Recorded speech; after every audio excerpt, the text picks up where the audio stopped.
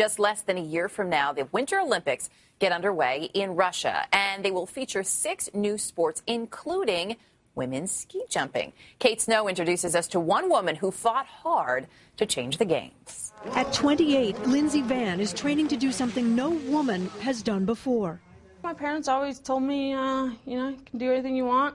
And the thing is, like, if anybody told me I couldn't do it, yes, I can. Let me show you. Yes, I can. I'm a very stubborn person, so that never went over well. Go, little rocket.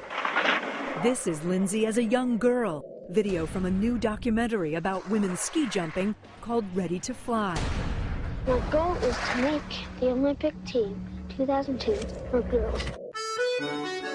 Since the very first Winter Olympics back in 1924, there was a ski jumping event, men only.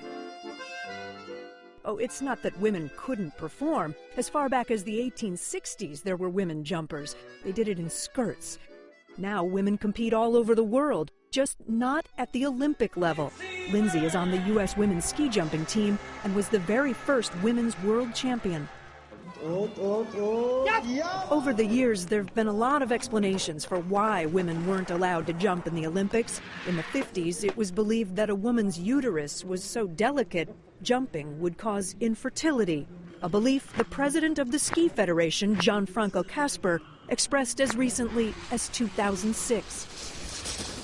It's like jumping down from, let's say, about 2 meters on the ground about 1,000 times a year, which seemed not to be appropriate for ladies from a medical point of view.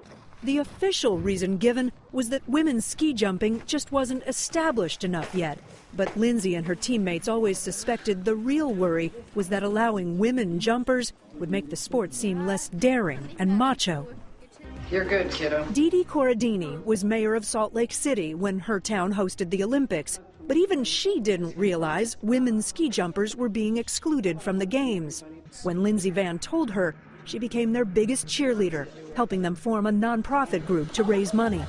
From the very moment I heard it, I felt it was discrimination.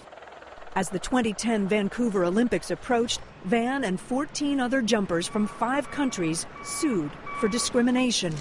But while one court agreed with the women, they lost on appeal. I thought that they would go the other way. I think we'd embarrassed them enough that they could not afford to keep us out any longer. In 2011, the U.S. women's team gathered around the phone to listen in on the Olympic announcement of what new events would be included in the 2014 Games in Sochi, Russia. The executive board has decided to introduce 6 new events for the Sochi Games, namely the ski halfpipe for men and women, the women's ski jumping. For 20 years, you just hear no, no, no. And then one day it's yes. And, it just didn't seem real. The one thing I care about most in 2014 is to see those athletes, including Lindsey, walk into that stadium as Olympians. It'll be just one of the happiest moments in my life.